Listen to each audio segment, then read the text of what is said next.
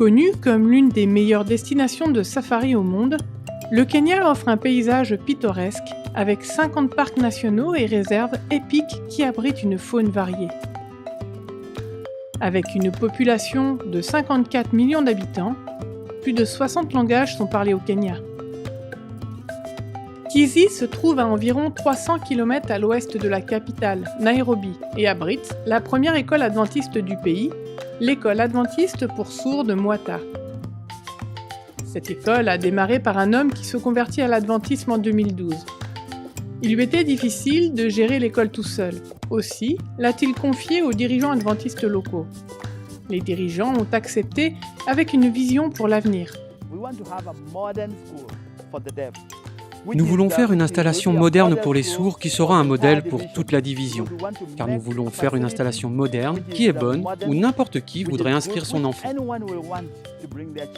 Avec une telle vision, les dirigeants d'église ont pris des mesures sérieuses pour offrir une éducation chrétienne de qualité à la population sourde. La fédération a obtenu des ressources financières et ils ont commencé à mettre en place des structures et des salles de classe pour eux. Ils ont mis cela dans les 2 premières salles de classe. Ils en ont ajouté 2 autres. Il devait y en avoir 6 avec un bureau et une salle du personnel. Les 2 salles de classe ont été transformées et un dortoir où les élèves ont commencé à vivre. Ils sont donc logés dans ce qui étaient 2 salles de classe, une pour les femmes et une pour les hommes.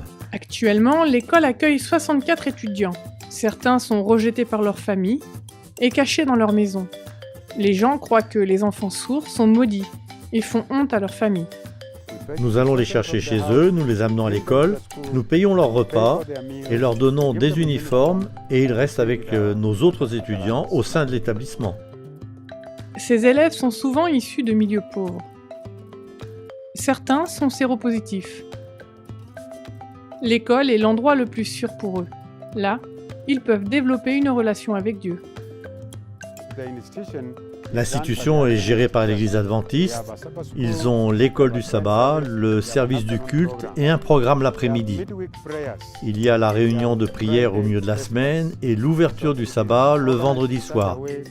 C'est donc organisé de manière à ce que les étudiants soient nourris spirituellement par les enseignants. Nous vous remercions, car nous sommes très bien instruits par les enseignants. Ils nous aident à connaître Jésus et nous enseignent la Bible. Chaque école a ses défis. Pour cet établissement scolaire, le défi consiste à achever la construction d'un nouveau dortoir qui a été interrompu en raison des problèmes financiers. À l'école, nous n'avons actuellement pas de dortoir, mais le dortoir de l'école est en construction. Actuellement, le dortoir est sur le point d'être terminé. Pour le moment, ils utilisent une salle de classe, une pour les filles et une autre pour les garçons. Et pour les héberger, ils s'adaptent pour dormir la nuit. Mais la pièce est trop petite. Alors, nous faisons beaucoup d'efforts pour que les chambres soient terminées afin de pouvoir déplacer les lits dans notre grand dortoir. Il est peut-être difficile de faire fonctionner une école, mais même au milieu des difficultés, il y a toujours une raison de louer le Seigneur. Le Seigneur a été avec nous. Sans le Seigneur, nous ne serions pas en mesure de payer les enseignants. Nous ne serions pas en mesure de subvenir aux besoins des élèves. Nous ne serions pas en mesure d'avoir des écoles pour continuer à construire de la même manière. Le Seigneur nous a donc montré qu'il a le pouvoir de le faire.